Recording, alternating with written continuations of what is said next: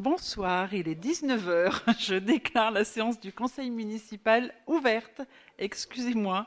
Angélique, peux-tu procéder à l'appel, s'il te plaît? Bonsoir, donc Anne Jouangeon, Présente. moi-même, Roland Januel, Ahusi Tac, procuration à Madame Monique Goutte, Christophe Pochon, Anouk Deschamps, absente, Ludovic Lafay, Laure Chazelle, Pierre-Jean Rochette, procuration à Anne Jouangeon, Stéphane Pupier, procuration à Ludovic Lafay, Géraldine Chazelle, Robert Regeff, Véronique Chapeau, Philippe Chaland, Monique Goutte, Aimé Pradel, Noélie Decombe, Christophe Combe, Clément Gaumont, Benoît Cellier, Valérie Charles, Mathieu Manval, Geoffrey Enjolras. Merci. Merci Angélique. Écoutez, 19 présents, 3 représentés, 1 absent. Le quorum est atteint. Je nomme Géraldine secrétaire de séance. Le procès verbal de la séance précédente appelle-t-il des observations? Avez-vous des observations? S'il n'y a pas d'observation, on peut passer au vote. Qui est contre? Qui s'abstient?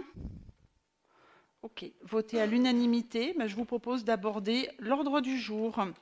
Et en fin de conseil, on aura une information générale qui n'est pas soumise au vote, qui vous sera présentée. Premier point, réabondement du fonds de concours LFA pour Noélie.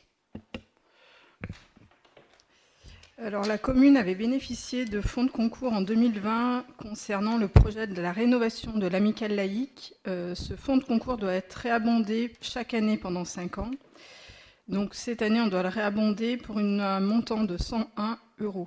Ce montant sera amorti sur 1 an. Alors, est-ce qu'il y a des questions? Nous allons procéder donc au vote. Qui est contre? Qui s'abstient? Donc, vote à l'unanimité.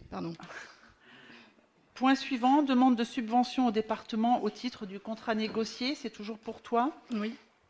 Alors, en collaboration avec le CCAS, c'est dans le projet de la réhabilitation et l'extension des cuisines, ainsi que la création d'une salle de restauration au sein du foyer résidence. Donc, ces travaux sont prévus pour être démarrés sur le second semestre de l'année 2025. Les coûts estimés des travaux s'élèvent à 1 317 463,18 €. Il a déjà été obtenu une subvention de 600 000 € de la part de la CARSAT et une autre de 100 000 € qui est en cours d'obtention au titre du PLH. Et aujourd'hui, en fait, on est là pour demander un soutien au département, un contrat négocié pour une subvention de 100 000 € pour ce projet. Donc, est-ce qu'il y a des questions? On va procéder au vote. Qui est contre? Qui s'abstient, pardon. Donc, vote à l'unanimité. Ok. Le point suivant, approbation de convention avec la MJC pour son centre de loisirs pendant les vacances d'hiver. Angélique, s'il te plaît. Oui, donc comme chaque année, à chaque vacances, la MJC nous demande d'utiliser les locaux de la commune pour leur accueil loisirs. Donc en fait, ils nous demandent cette fois-ci d'utiliser la cantine scolaire, la cour de l'école maternelle et sur une journée, la salle des fêtes. Voilà, donc à chaque fois, état des lieux, entrée et sortie. Et on demande un chèque de caution de 450 € par bâtiment. Voilà, vous avez des questions? On passe au vote. Qui est contre? Qui s'abstient? Merci. Point suivant, Géraldine, protection sociale complémentaire, mandatement du CDG 42 afin de conclure une convention de participation dans le domaine de la santé, s'il te plaît. Alors, l'ordonnance numéro 2021-175 du 17 février 2021 relatif à la protection sociale complémentaire dans la fonction publique vient renforcer le dispositif relatif à la protection sociale complémentaire en instituant à compter du 1er janvier 2025 en matière de prévoyance et du 1er janvier 2026 en matière de santé une participation financière obligatoire des employeurs publics à des contrats d'assurance souscrits par leurs agents. L'adhésion à une protection sociale complémentaire donc, est facultative pour les agents. Voilà. Est-ce que vous avez des questions? Alors, le montant de la participation donc, sera maximum 30 €, minimum 15 € à peu près. Voilà. D'autres questions? Qui vote contre? Qui s'abstient? Vote à l'unanimité.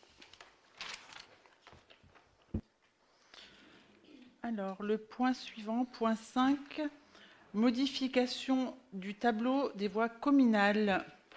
Robert, s'il te plaît. Alors, c'est suite... alors, je vais essayer de vous trouver un plan. Alors, la V200, celle qui est indiquée là, c'est la voie qui se situe ici. Je ne sais pas si vous situez, c'est quand on va à Intermarché. D'accord? Voilà.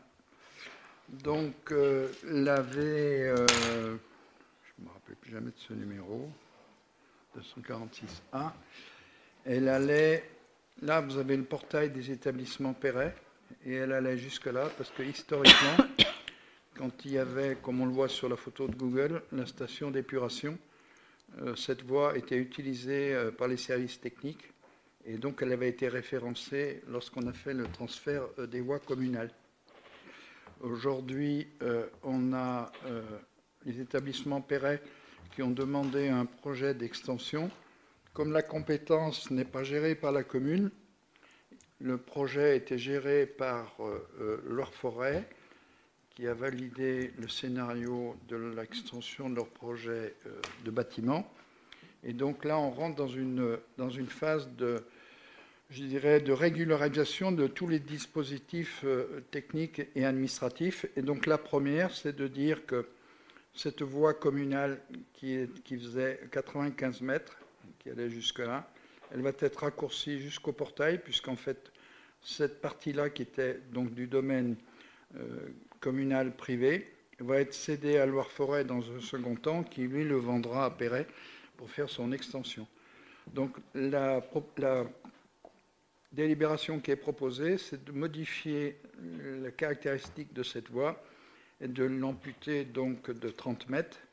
Alors ça a un impact sur le tableau des essais de contribution, hein, parce qu'on va sur les 50 km, on va perdre 30 mètres, ça va faire suivre tout le monde, mais bon, on est obligé d'être dans le formalisme de l'administration. Voilà quel est l'objet de cette proposition de délibération. C'est ce qui est rappelé ici, 65 mètres, ça passe à 30 mètres. Et si on regarde dans le tableau, on doit avoir un tableau récapitulatif.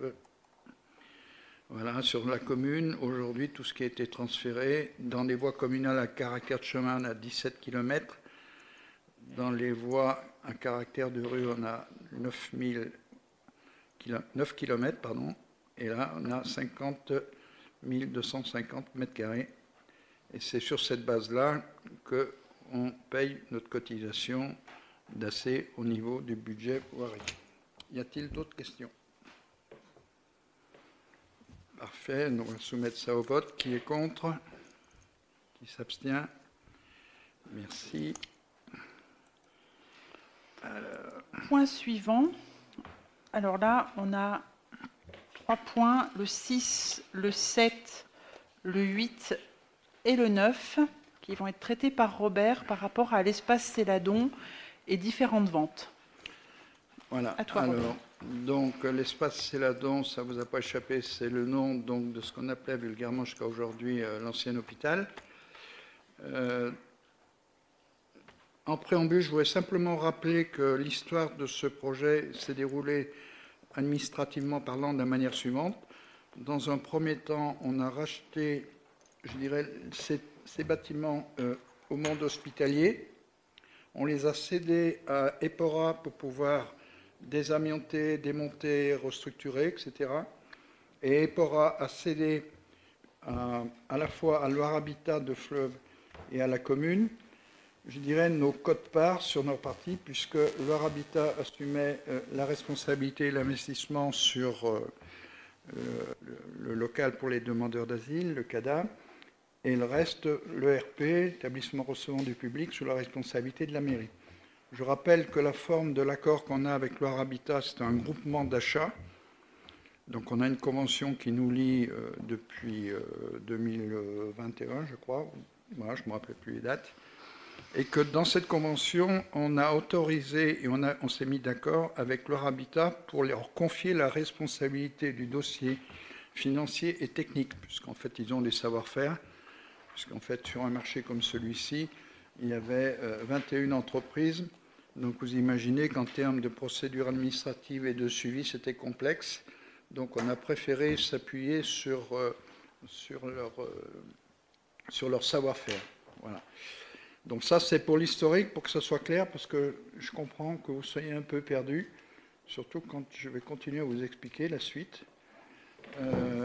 À savoir que, comme il y a différents intervenants, donc une structure, Loire Habitat, qui est propriétaire des parties du CADA, le reste qui est propriété de la commune de Boin dans un premier temps, qui a vocation pour certains plateaux à être cédés. D'accord. Deuxièmement, on a vocation aussi à recevoir dans l'espace public la MJC. Donc ça veut dire qu'on a des notions juridiques en termes de public et privé qui sont différentes. On ne peut pas céder, par exemple, quelque chose qui appartient au domaine public de la commune. Il faut que ce soit du domaine privé. Donc ça nous a obligés à faire des découpages administratifs relativement complexes. Et c'est pour ça qu'on a opté pour la notion de volume. Alors pourquoi volume? Vous allez comprendre tout de suite. C'est-à-dire que vu le nombre d'acteurs qui vont être dans ce bâtiment et que vous avez des biens communs, du style par exemple la géothermie, le chauffage, le refroidissement, les centrales d'air, voilà, eh bien il fallait qu'on ait une structure qui soit une structure partagée par tout le monde, une ASL, qui porte la responsabilité donc, du découpage en volume de tous ces biens, puisqu'en fait, on a des pièces, des équipements, étage par étage, qui peuvent être associés à un volume. Par exemple, le local d'Asserie pour le pôle dentaire, au lieu d'être au dernier étage, il est au fin fond du local réservé à MSP2, deuxième étage. Donc cette façon de découper par volume, ça permet chez les notaires, si vous voulez, de raccrocher, je dirais, des volumes par rapport à un usage. Et on avait un deuxième objectif, de diminuer le domaine privé. On est au bas de la ville de Boin. Donc le bas de la ville de Boin, ça ne vous a pas échappé, c'est là où tout descend naturellement, c'est-à-dire l'eau, les réseaux d'assainissement et tout. Pour ceux qui ont suivi les travaux depuis les dernières années, vous voyez que sous terre, puisqu'on a la goutte Chaptu, entre le niveau, je dirais qu'on voit apparent, et moins 6 mètres, il y a beaucoup de choses. Il y en a d'autant plus aujourd'hui que Loire Forêt a fait un bassin de rétention, a fait des bassins de dessablage. Voilà. Donc on a sorti de toutes les parcelles qui ont été achetées par la commune dans le scénario que je vous ai résumé, on les a sorties pour qu'elles soient dans le domaine public. Parce que vous imaginez que si elles avaient été dans le domaine privé, rattachées à un syndic qui est propriétaire de tout ce qu'il y a maintenant ou tout ce qu'il va y avoir dans les semaines qui viennent dans ce bâtiment, la moindre décision, ça aurait été une foire d'empoigne, quoi. C'était pas possible, c'était ingérable, quoi. D'accord? Je ne sais pas si je suis clair, hein. N'hésitez pas à m'interrompre. Donc voilà pourquoi on a mis l'espace public au plus près, je dirais, de la partie du bâtiment, pour qu'à la fois, je dirais, ce soit quelque chose qui soit géré par les collectivités, sur l'espace assainissement ou eau, par exemple, Loire-Forêt, ou sur l'espace, par exemple, sécurité, par la commune de Boin, l'esplanade, par exemple, devant le CADA, ou l'esplanade devant les entrées, etc. Ça sera dans la responsabilité publique de la commune, et donc, ça sera, je dirais, on n'aura pas de compte à rendre, je dirais, à des propriétaires à l'intérieur du bâtiment.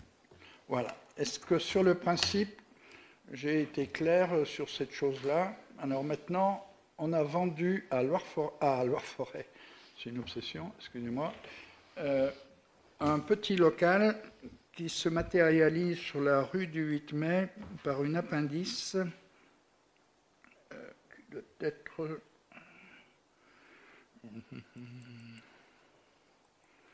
Alors, voilà, c'est ça. Vous avez donc l'emprise du nouveau bâtiment. Vous avez l'entrée du CADA ici. Vous avez l'esplanade qui est ici et le local poubelle qui est ici. D'accord ? Il est réservé au CADA. Donc c'est l'objet de cette délibération, c'est de dire on recède à Loire Habitat qui est propriétaire, je dirais, de son emprise ici, je dirais cette parcelle. Voilà. Y a-t-il des questions? Je ne sais pas si j'ai été un peu trop long comme d'habitude, mais... Mais très clair. Vous avez de la chance. Y a-t-il... Alors, sur les frais de géomètre qui seront à la charge de la commune, donc c'est juste pour faire le bornage, le découpage de la 1100 en 1112 et 1111, c'est ça? Oui, c'est ça. Juste le petit bornage ici, est-ce qu'on a une estimation de combien ça coûte? Non, parce que ça fait partie des opérations structurelles qui ont été gérées par EPORA au moment, je dirais, quand je vous ai dit qu'à un moment, EPORA, chez le notaire fin novembre, on avait redécoupé, je dirais, notre quote-part pour que Loire Habitat devienne propriétaire et la mairie de Boin devienne propriétaire de sa quote-part. Donc ça, c'est Loire Habitat et EPORA qui le prennent à leur charge. Dans le point, c'était marqué que c'était la mairie qui prenait en charge les frais de géomètre, mais c'était pas quantifié. C'était d'où ma question. Ça. Ben, je pense que c'est une erreur.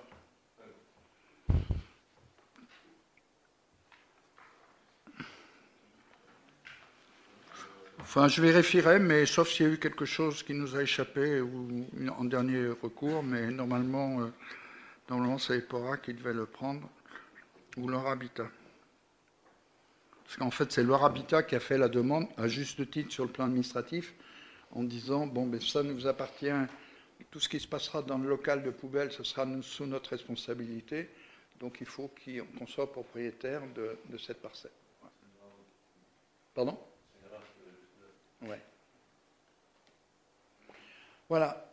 Si vous êtes d'accord, je vais vous proposer que vous donniez votre avis. Oui. On vérifiera avec Nadine. On va garder ça si vous voulez, si vous voulez que ce soit.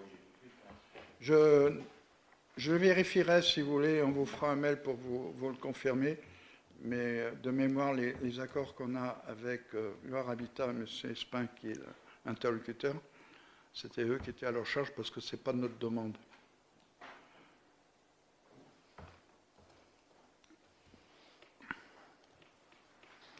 Donc la valeur vénale, 306 €. Y a-t-il d'autres questions? Qui est contre? Qui s'abstient? 1, 2, 3, 4, 5. OK. Merci. Le point suivant, donc, alors, c'est toujours dans la démarche que je viens de tenter de vous résumer. C'est la cession de tous les bureaux, tous les garages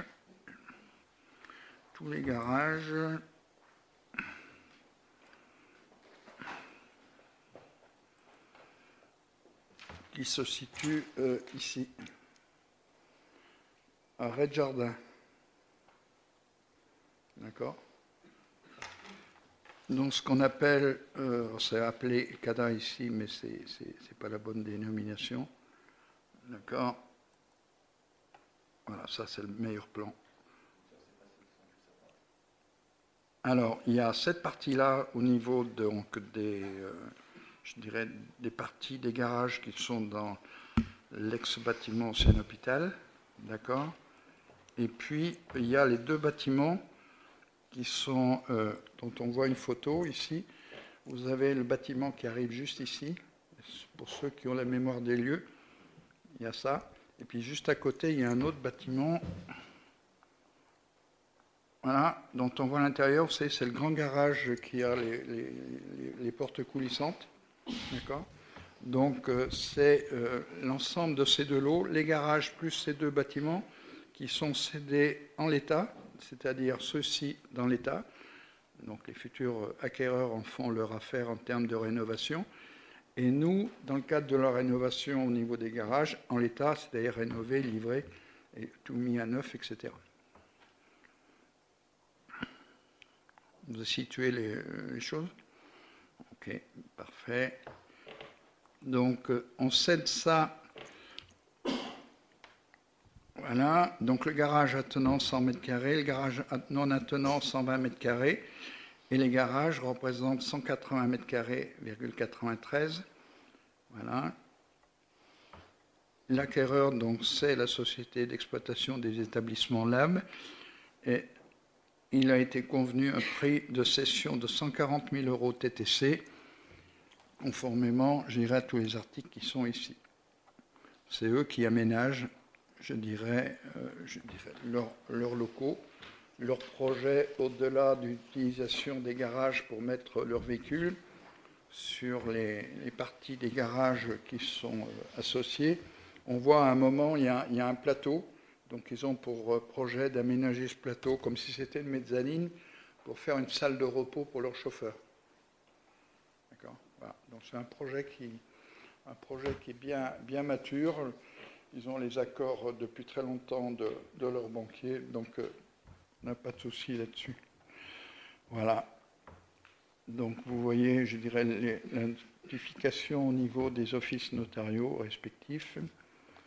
Et donc, l'objet, c'est d'autoriser Madame le maire à signer tous les actes de cession dans le cadre de cette session.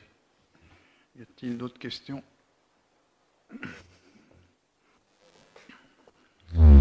Donc, c'est la SAS Lab? La SASU Lab. La SASU Lab. Ouais. Alors, moi, je ne les connais pas. Je ne connais pas personnellement. Il n'y a pas de, il n'y a personne du conseil qui est membre de la famille ou autre ou ami avec Lab. Non. Merci. Non. Je vous propose de soumettre au vote. Donc, qui est contre? Qui s'abstient? 2, c'est ça? Voilà. Voilà. Merci. Le troisième point, donc, c'est la cession d'un local qui ne fait pas partie du pôle médical, puisque le futur propriétaire, c'est un ostéopathe, donc ce n'est pas une profession qui est autorisée à rentrer dans un environnement d'une maison de santé pluridisciplinaire. Et alors, je vais vous retrouver.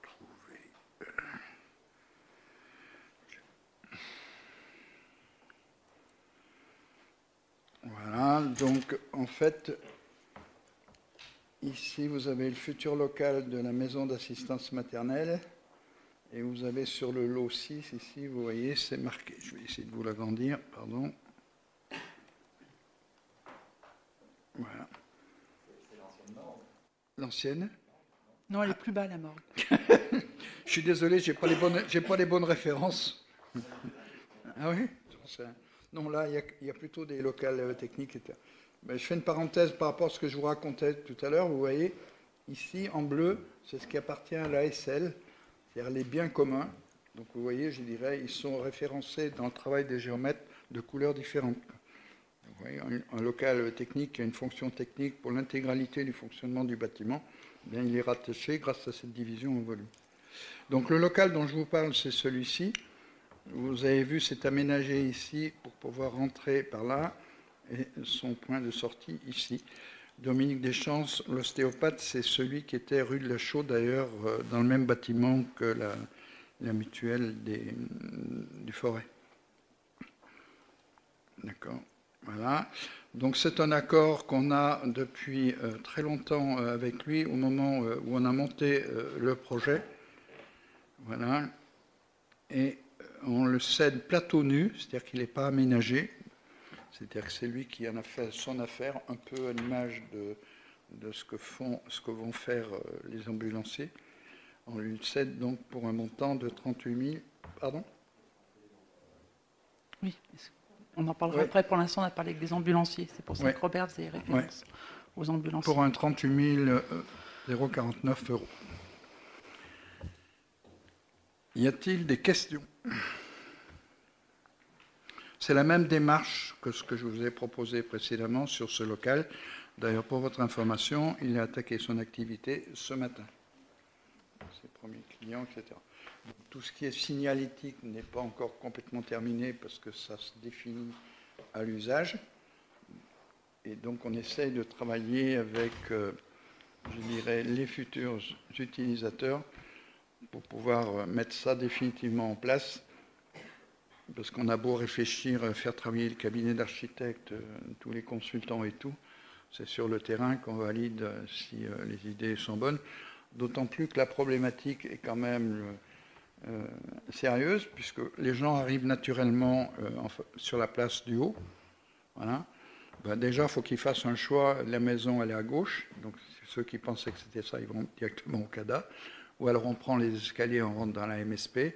Voilà. Donc là, il faut qu'il y ait déjà un panneau pour dire, ben non, la maison d'assistance maternelle, le cabinet d'ostéopathe, il se situe de l'autre côté. Et là, l'entrée numéro 2 de la MJC aussi. Voilà, c'est toutes ces choses-là qui vont arriver au fil des jours dans les semaines qui arrivent. Donc, s'il n'y a plus de questions, qui est contre? Qui s'abstient? Une. OK, merci. Donc, dernier point sur la même logique. Alors là, ça concerne donc ce qu'on appelle dans notre jargon le plateau dentaire.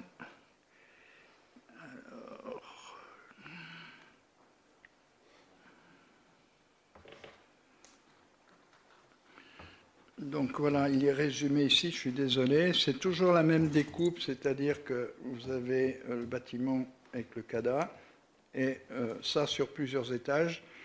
Donc là, ils sont au R+2 au niveau donc de la mutuelle de la Loire, mutuelle du Forêt, pardon. Du Forêt, hein, ou de la Loire? C'est de France en plus, merci. Ah, voilà, bah. C'est ça.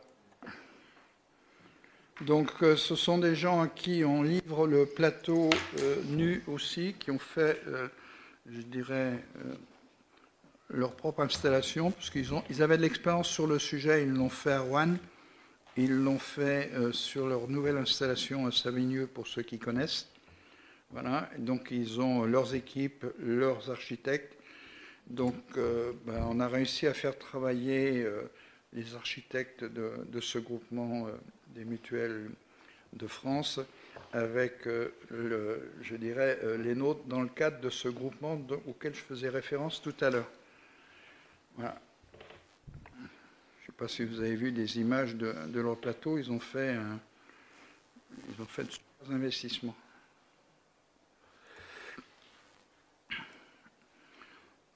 Donc,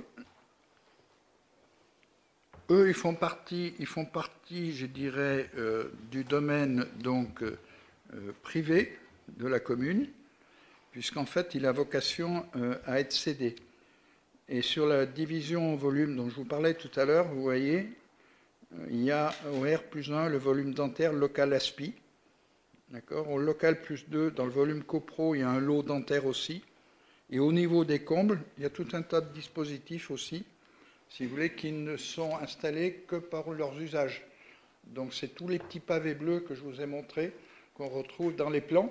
Ces plans, si vous voulez, c'est ceux qui sont annexés, attachés au contrat de cession. Donc, c'est fait foi, quoi. Ça fait pas, c'est pas discutable, quoi. D'accord? Puisque ça devient un acte notarié, quoi, à la sortie. Et donc là aussi, pareil, donc des négociations avec les propriétaires de cette mutuelle depuis plusieurs maintenant années, hein, parce que ça fait 3 ans qu'on était en relation avec eux, et on a convenu, d'accord, de leur céder ça sous la forme, ils sont acheteurs, donc d'une cession à paiement différé avec constitution de garantie. Tout ça, c'est avec l'accord de la DGFiP, puisqu'on a un rescrit fiscal sur le montage de notre budget annexe sur le financement de ce projet dit Céladon. Donc vous voyez dans le tableau ce qui a été convenu avec les responsables et le conseil d'administration, validé par le conseil d'administration de la Mutuelle de France, c'est-à-dire qu'ils vont nous verser 150 000 € TTC en 25, la même somme en 2026 et le solde en 2027. En fait, on leur a dit oui sur ce paiement parce qu'en fait, parallèlement à ça, comme sur tous les projets, on les a aidés et on les soutient sur des demandes de subventions complémentaires, souvent rattachées, je dirais, à des structures ministérielles ou des structures mutuelles au niveau de France. Si les gens font des investissements au niveau du monde associatif ou des mutuelles, il y a souvent des budgets complémentaires qui sont fléchés. Alors là, on n'a pas eu de chance parce que normalement, ils ont un dossier qui est bien ficelé depuis plusieurs mois. Mais vu le fait qu'on n'a pas eu de répondant au niveau de nos gouvernants, tous les dossiers étaient bloqués. Donc on espère que... Voilà. Donc entre-temps, on a trouvé ce compromis qui a été validé, je dirais, par les élus de la commune pour dire, nous on était d'accord sur le montant. Je dirais, ça s'intègre dans le plan de financement tel qu'il est présenté à la DGFiP et tel qu'il est géré avec le concours du modèle de prévision loi forêt. Voilà. Y a-t-il des questions? C'est la même logique que les autres bâtiments. Hein. Voilà. Mais on a la chance d'avoir des gens qui ont de l'expérience sur ce type de pari, puisque, comme je le disais, ils l'ont fait à Roanne et à Savigneux. Donc, on a la chance de pouvoir traiter tous les sujets.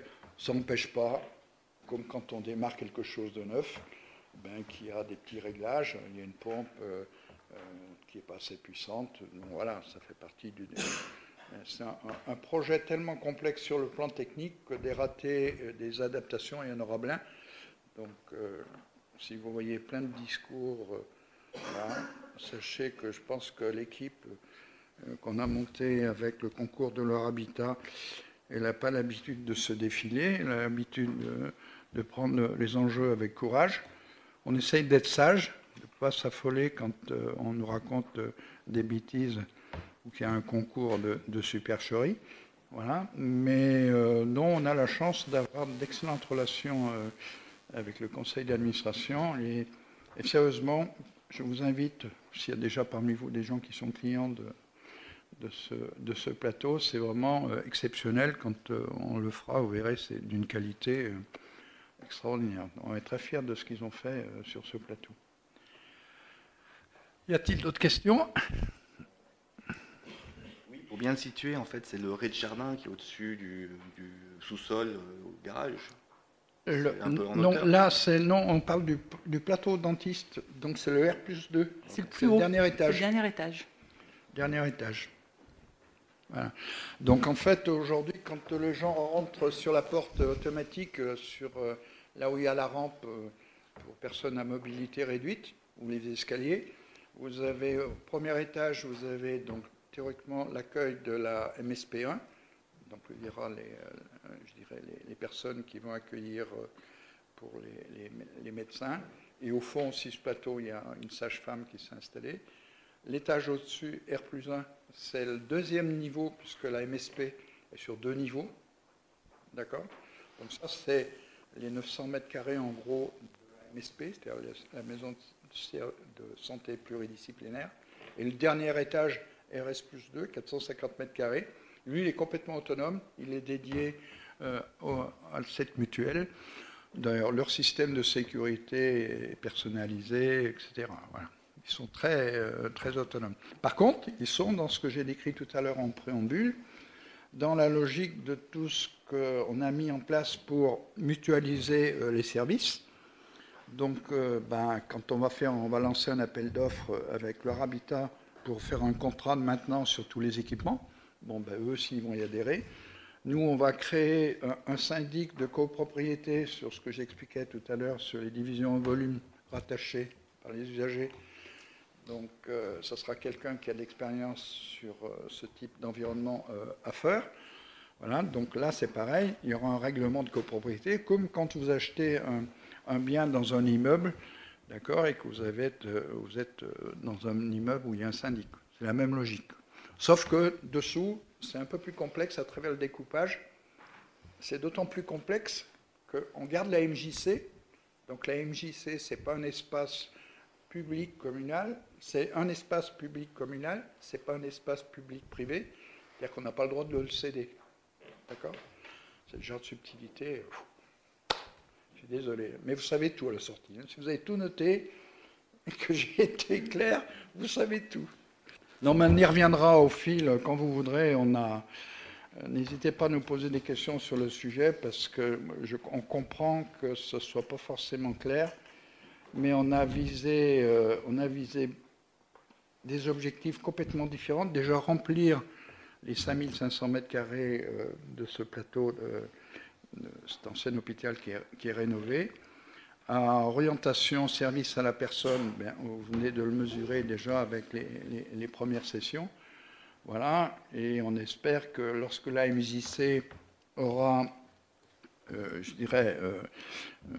installé, tous ses dispositifs, sa salle de danse, la salle de cours de théâtre, etc., seront complètement opérationnels. J'espère que les Bouennais seront aussi fiers de ce bâtiment que de l'entrée de ville il y a quelques années. Donc je vous propose de soumettre... Moi, je voulais juste compléter. Les dentistes, en déménageant, ont un plateau plus grand que ce qu'ils avaient auparavant. Ça leur permet d'avoir de l'implantologie et de l'orthodontie. Oui. On aura 2 fauteuils d'orthodontie sur Boin. Ouais. Ça, pour les enfants sur Boin, c'est un vrai plus. Enfin, voilà, c'était juste, ça me semblait important de le rappeler. Mais je te laisse passer au vote. Non, mais tu as raison, je ne voulais pas rentrer dans le détail, mais ils ont changé tous leurs équipements, tout ce qu'ils ont installé, c'est tout neuf. Ils ont 4 postes de travail, une salle d'implantation. C'est vraiment superbe, hein. Ils ont mis beaucoup d'argent, quoi. Donc ça prouve que, en tant que polarité Boin, quand on discute dans les communes avoisinantes, je dirais les gens attendent ce service, quoi. D'accord. Et la MAM aussi, on a passé les contrôles de sécurité, parce que là on fait grâce de tous les aléas sur les procédures de contrôle sécurité. Ils sont venus la semaine dernière, la MAM, donc ils ont été surpris de la qualité de ce qui y est proposé. Donc c'est conforme, donc je pense qu'ils les MAM qui sont actuellement dans l'ancien bâtiment de l'Office de tourisme s'installeront courant mars, dans les 15 premiers jours de mars. Qui est contre? Qui s'abstient? Ok. Eh bien voilà, j'ai terminé. Merci Robert. Et le dernier point, tu as présenté tous les plateaux vendus. La MSP1 et la MSP2 sont en location. Et donc, il y a 18 locaux qui sont proposés à la location aux professionnels de santé. Et cette délibération pour définir les modalités de location. Donc, on part sur un bail professionnel consenti sur une durée de 6 années consécutives, reconductible une fois. Un montant du loyer mensuel qui sera de 10 € hors taxe par mètre carré par mois. Loyer assujetti à la TVA, donc ça fait 12 € TTC. Le loyer est calculé sur la base, bien sûr, de la surface privative du local mis à disposition du professionnel de santé, auquel il faut rajouter les parties communes, les espaces partagés au prorata d'une clé de répartition qu'ils ont établie entre eux, les professionnels de santé, par étage. La clé de répartition sur la MSP1 est différente de la clé de répartition sur la MSP2. En plus du loyer, mais ils auront à rembourser les charges locatives qui sont elles aussi calculées au prorata des surfaces occupées. Voilà, y a-t-il des questions? Est-ce que tous les locaux sont pris? Non, pas tous les locaux. Ça se remplit tout doucement. Est-ce que le prix est trop élevé que ça ne se remplit pas? Non, ce n'est pas le prix. C'est que ça se fait tout doucement. Le prix a été validé avec les professionnels de santé. Ils étaient tous d'accord pour un montant à 12 € TTC? Oui, ils étaient d'accord pour un montant à 12 € TTC. Et là, c'est le prix qui avait été annoncé dès le départ. Moi, j'étais aux premières réunions avec Pierre-Jean Rochette. Il avait toujours été dit 10 €. Voilà. Hors taxe, soit 12 € voilà. TTC. Entre professionnels, on parle toujours hors taxe. Et du coup, sur les 18, il y en a combien alors de réservés pour l'instant? En fait, la problématique, c'est que aujourd'hui, ils ont des métiers complètement différents. On s'aperçoit que les professionnels de santé, infirmiers ou autres, par rapport aux médecins, je dirais, ils ont des réflexes différents. Il n'y a pas, comment dirais-je, je dirais un tronc commun comme les schémas que je vous ai présentés avec le pôle dentaire ou je dirais le CADA ou les ambulanciers, quoi. D'accord ? Chacun arrive un peu avec son envie et tout. Donc ça pose des problèmes parce que on n'est pas une société privée, on est, comme je l'ai rappelé en préambule, une collectivité, qu'on a fait un groupement d'achat qui a été négocié à la sortie du Covid dans des conditions, je peux vous dire que ça a été un peu raide, non révisable, hormis la réglementation obligatoire. Donc les prix sont bloqués. Donc les entreprises, si vous voulez, elles ont des enjeux. Voilà. Et on a essayé de faire au début, lorsque les plans ont été élaborés, on était dans l'avant-projet détaillé. Donc vous avez vu un certain nombre de ces plans, de les partager avec aussi bien les acteurs de la MJC que les professionnels de santé. Et on s'aperçoit à la sortie, si vous voulez, bon, d'abord il y en a qui sont venus se raccrocher, d'autres qui ne sont pas venus, et qu'en fait, effectivement, là où on pensait que c'était, tout le monde était d'accord, on s'aperçoit qu'il y en a qui ne comprenaient pas ce qu'il y avait sur les plans, et que comme il n'y a pas de, je dirais, de leader, naturellement, on voit arriver les gens, là, on découvre, tiens, je débarque ce week-end, je débarque là. Bon, donc on s'adapte dans les limites, je prends la précaution de langage, dans les limites de ce que nous permettent de faire les fournisseurs, parce que sérieusement, ils sont très gentils quand on voit le nombre de modifs qu'on a fait, parce que ça a tendance à varier. Et puis, il ne faut pas perdre de vue aussi que c'est un projet commun qui a eu pour objectif de mutualiser de l'espace, voilà, et qu'on ne peut pas avoir les mêmes réflexes, les mêmes réactions que quand on part d'une page blanche, et puis on dit, voilà, on vient à 6 médecins et 19 professionnels de santé, et on dessine tout, et puis on est tout seul. Donc là, on est, comme vous l'avez compris, dans un schéma beaucoup plus complexe, beaucoup plus global, et il y a des choses qui vont se régler, mais moi je ne suis pas inquiet parce que je dirais, je pense que la réaction, au-delà, je dirais, de ce qu'on peut constater dans ces phases d'adaptation, de négociation pour certains, globalement, ils ne le diront jamais en public, mais ils le diront dans 6 mois ou dans 1 an. C'est quand même quelque chose de qualité. Et voilà. Et puis c'est neuf. Tout est neuf. Hein. Perdez pas de vue qu'on est parti, je dirais, du béton brut. Hein. Si vous voulez un jour que je vous fasse un reportage photo, on a eu la chance de ce bâtiment qui a été construit pour ceux qu'on a gardés dans les années 70. Donc avec des bétons qui étaient bien costauds. Donc on a une structure qui est extrêmement performante, mais il a fallu tout reconstruire. Hein. Il restait que les murs en béton, quoi. Voilà.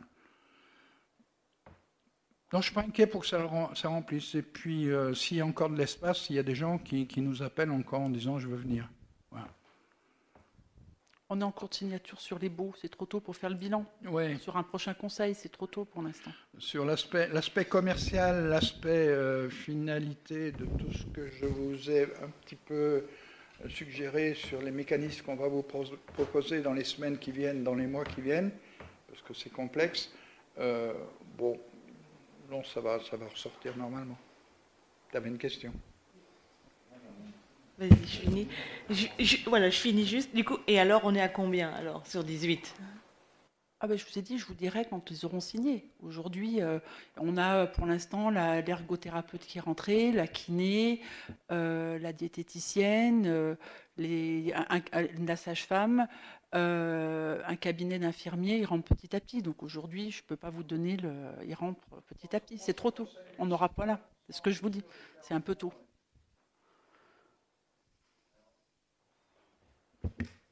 Une question un peu moins polémique, c'est les prestations de ces locaux. Ils sont livrés comment, avec électricité, éclairage, qu'est-ce qu'il y a en poste ?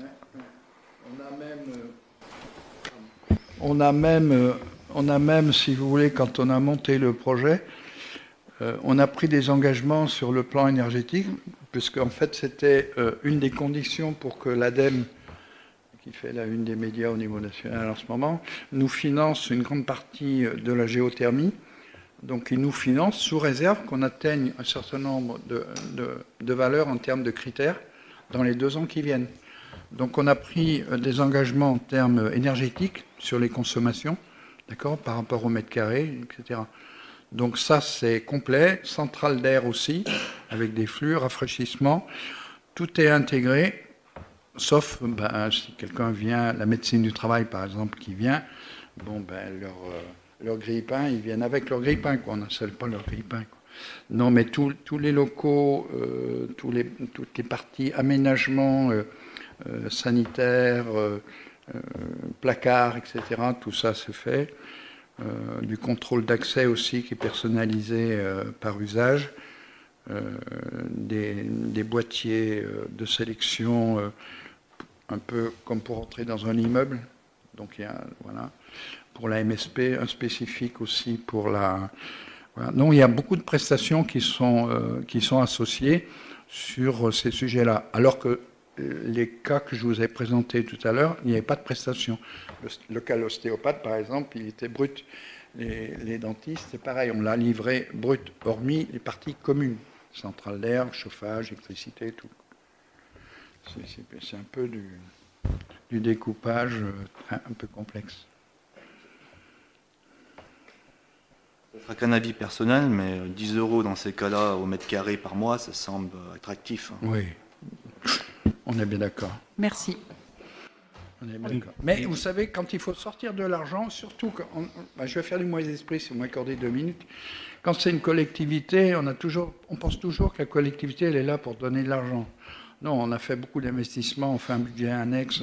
En gros, on fait des paris sur l'avenir sur 20 ans. C'est quand même pas pour je dirais, donner ça gratuitement, sauf si quelqu'un derrière arrive en disant écoutez, on aime bien votre stratégie, on va vous donner de l'argent. Mais ce n'est pas le cas. On a pris des engagements vis-à-vis de la DGFiP, vis-à-vis de l'administration, de la préfecture, qui suivent des dossiers aussi complexes par rapport à la taille de commune comme Boin. Et donc, il y a un moment, il faut être crédible, quoi. Et 10 €, je vous remercie de votre 10 € hors taxe, soit 12 €. Je préfère parler TTC, quand tout le monde parle le même langage. Ouais. Excusez-moi de demander cette précision. Non, mais les portes aussi, la huisserie de Meunier-Marnat, pour ceux qui ont visité, c'est des choses de qualité, quoi. Ouais. Petite question, s'il vous plaît. Je vous en prie. Si j'ai bien compris, les baux pouvaient être renouvelables une seule fois. Les baux, le bail commercial. Donc bail de 6 ans, renouvelable une fois. Oui. Et après quelqu'un qui veut rester, par exemple, quelle solution après, on va pouvoir lui proposer? On recommence. Ouais. Mais c'est la loi. Un bail professionnel, c'est comme ça que ça fonctionne. D'accord, mais c'est pas rédhibitoire au bout de... Non, mais... ans, on peut repartir exactement. sur... Ok, merci. En fait, nous, notre vocation, c'est d'essayer de vendre au maximum pour avoir, je dirais, un plan de financement qui soit le plus équilibré possible, parce que c'est le pari qui est fait sur le budget annexe, quoi. Faire en sorte que le budget annexe soit équilibré le plus tôt possible. Donc tout ça, ça dépend un peu de ce qui va se passer en termes de cession, à quelle valeur, etc., et combien il y en aura. Voilà. Mais voilà, les mécaniques qu'on vous propose, c'est celle-ci. Y a-t-il d'autres questions ? Je propose qu'on passe au vote. Qui vote contre ? Un contre. Qui s'abstient ? Je vous remercie. Alors, un point d'information. Tu nous présentes... Non, mais je voulais... pardon. Après l'autre point d'information, je ferai un commentaire après, mais pas là-dessus. D'accord. Oui, un point d'information très rapide, ça concerne l'urbanisme. On a une modification numéro 2 qui est en cours sur la commune, qui consiste à vouloir ouvrir à l'urbanisation une zone 2 AUE, donc une zone à urbaniser à vocation économique dans la zone de Champ-Bayard. Ça porte sur les parcelles AE 402 et AE 167. Alors c'est en face de la chambre funéraire, derrière le nouvel hôpital, enfin le nouvel EHPAD. Du coup, la modification numéro 2 va être abandonnée puisque Loire-Forêt, dans le cadre des études environnementales, a découvert qu'il y avait une zone humide sur la parcelle 402. Alors, en termes de stratégie à court terme, ça ne change pas grand-chose puisque de toute façon, aller au bout de la modification ou voir arriver le PLUI qui est en cours d'élaboration et qui va arriver en application fin 2026.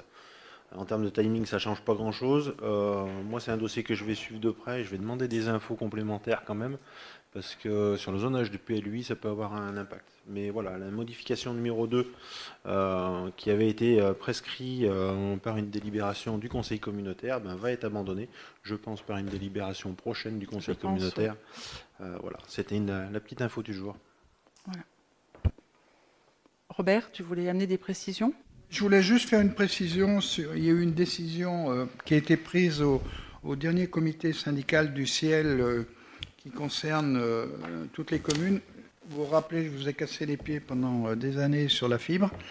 Et vous avez tous noté que c'était gratuit pour l'installation de la PTO jusqu'au 31 décembre 2025. Wow, je sens qu'il y a beaucoup de têtes de surprise. Là, vous aviez tous oublié le truc. Non ?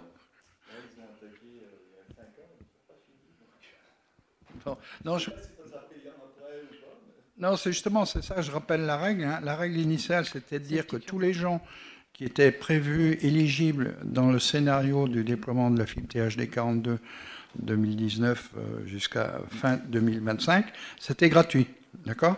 Ce qui n'est pas gratuit, c'est ceux, par exemple, qui ont déposé un permis de construire postérieur à, par exemple, à 2020. Et là, la décision a été prise de reporter cette date du 31 décembre 2025 au 31 décembre 2026.